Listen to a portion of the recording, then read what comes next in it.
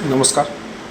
कल दरभंगा मेयर का वो बयान जिसमें उन्होंने बोला था कि होली को 2 घंटा के लिए ब्रेक लगा देना चाहिए, उस पर काफ़ी आलोचना हुई। यहाँ से लेके दरभंगा से लेके पूरे बिहार ने, पूरे देश में जिस ढंग से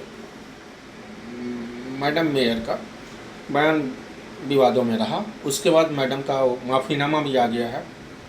उस माफ़ीनामा में मैडम ने क्या बोला है, बोले हैं कि यदि को बांग्लादेशी बोला जा रहा है, मेरे को ISI का एजेंट बोला जा रहा है, मेरे बारे में पता लगा लीजिए और मेरे बयानों से यदि किसी को तकलीफ़ हुआ है तो मैं उसके लिए क्षमा प्रार्थी हूँ। आइए सुनते हैं इनकी वो स्टेटमेंट जिसमें उन्होंने अपने आप को माफ़ी मांगती हुई दिख रही है और मीडियाकर्मी को ये बोले कि मेरे इस बयान से किसी को यदि हार्दिक तकलीफ हुई तो उसके लिए मैं क्षमा प्रार्थी हूँ। धन्यवाद।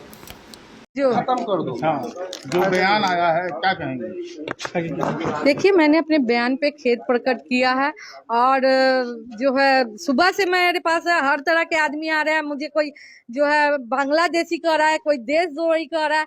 तो मैं मीडिया कर्मी भाइयों से ही कहना चाहती हूँ कि अगर ठीक है, आप मेरे बारे में जांच करा लीजिए। अगर कुछ ऐसा पुख्ता सबूत मिलता है तो मेरे पे जो सख्त कार्रवाई होती है वो आप करवाइए। काफी हमलेवार है आपके इस बयान को लेकर। अब भाजपा हमलेबार है या कोई पार्टी हमलेबार है तो उससे उनका सोच तो हम नहीं रोक सकते। उनको जो सोचना है वो सोचे, लेकिन मेरी मंशा बस इतनी थी कि दरभंगा शहर में शांतिपूर्ण ढंग से हो। इसी संदर्भ में मैंने ये जो है बोला था। लेकिन अगर किसी की आस्था को ठेस पहुंचा है तो मैं उस पर खेद व्यक्त करती हूँ। धन्यवाद।